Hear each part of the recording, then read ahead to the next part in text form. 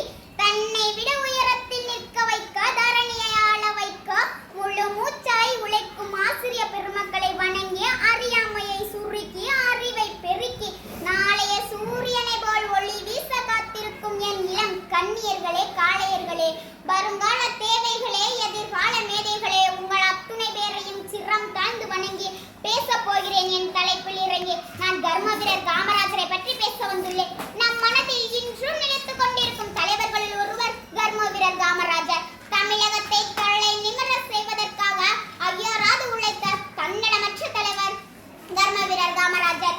ஒரு மனிதன் எப்படி வாழ வேண்டும், எவ்வாறு அரசியல் செய்ய வேண்டும் என்று எடுத்துரைத்த மாமனிதன் பெருந்தலைவர் காமராஜர் தான். காமராஜர் அவர்கள் விருதுநகரில் 1903ஆம் ஆண்டு ஜூலை 15ஆம் தேதி விருதுநகரில் பிறந்தார். அவருடைய பெற்றோர் குமாரசாமி நாடார், சிவகாமி அம்மாள். இளம் வயதிலேயே காமராஜர் அவர்கள் தந்தையை இழந்து விட்டார். தந்தையை இழந்த பின்பு பொருளை ஈட்டுவதற்காக மாமாவின் கடையில் வேலை செய்தார். அப்படி வேலை செய்து கொண்டிருக்கும்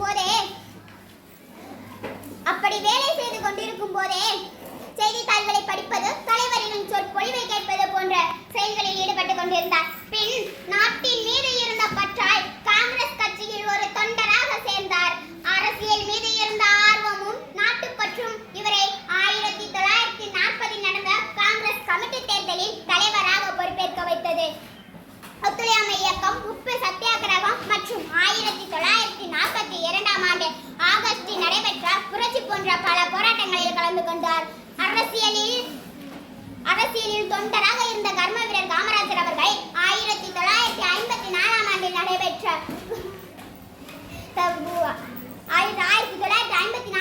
நடைபெற்ற தேர்தலில் வெற்றி பெற்று 9 ஆண்டுகள் தமிழகத்தின் முதல்வராக பதவியேற்றார்.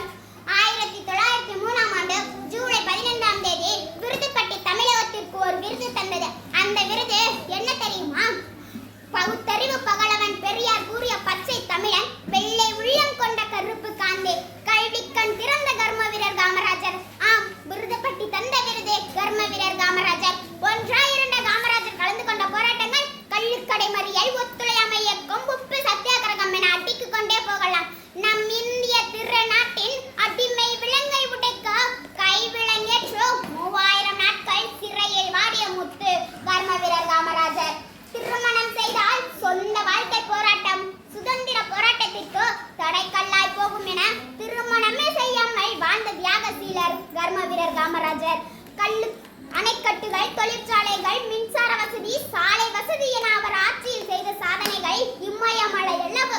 அம்மலையின் உயரமாய் எவரெஸ்ட் சிகரமாய் இருப்பது கல்வியில் செய்த சாதனைகளே. குலக்கல்வி முறையை ஒழித்த புத்து விளக்கு காமராஜர்.